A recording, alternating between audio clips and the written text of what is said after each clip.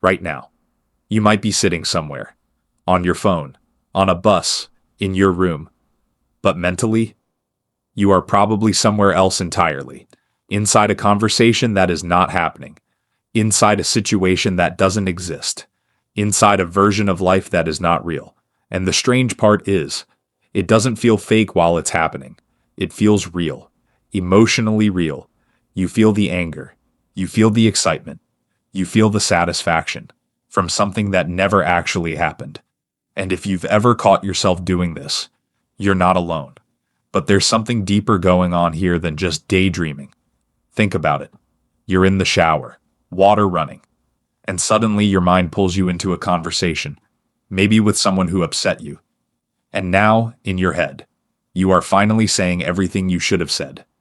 Perfect words, perfect timing, perfect control. You win the argument. Or you're lying in bed at night. The world is quiet, but your mind is loud.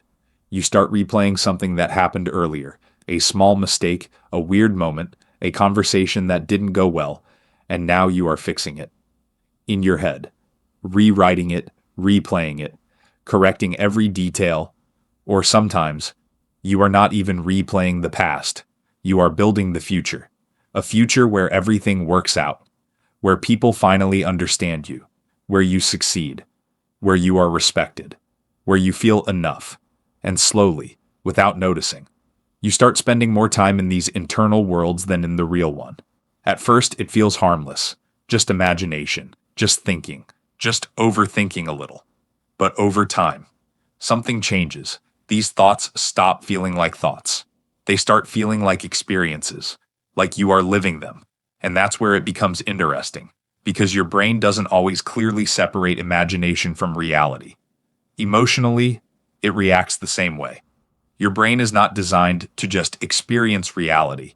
It is designed to predict reality. Every moment, it is running simulations. What will happen next? What if I say this? What if they react like that? What if something goes wrong? It uses memories from the past, emotional patterns, and social experiences to create possible futures. This ability is actually useful.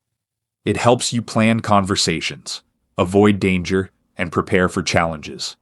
But in some people, this system becomes overactive, and instead of supporting life, it starts replacing it.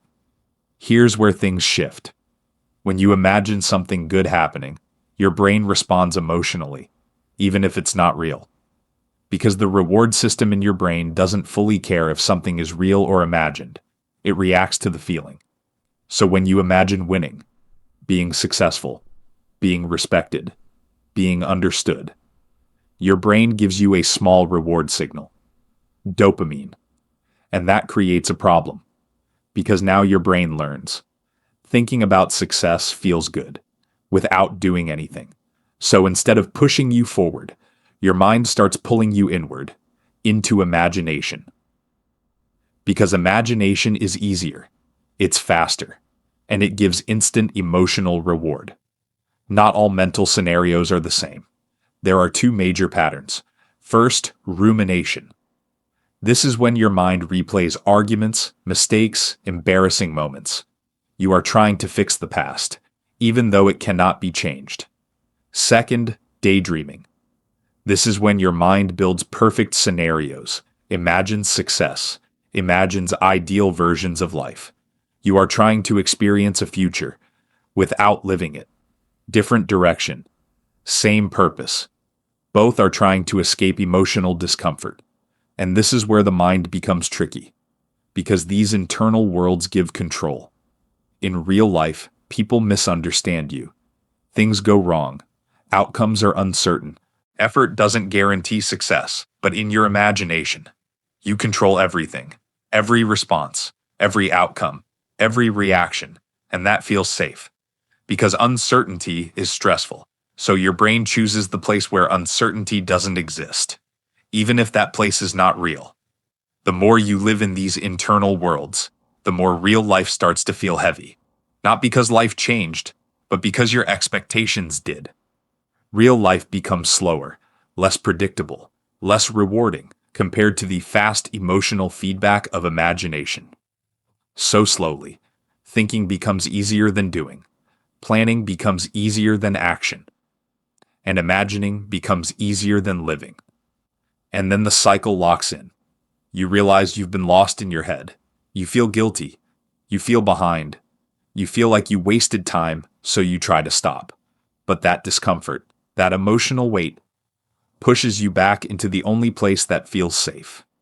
Your mind. So the loop continues. Imagine. Feel good. Disconnect. Feel guilty. Imagine again. But this is not a flaw. And it's not laziness. In most cases, this is adaptation. At some point, your mind learned something.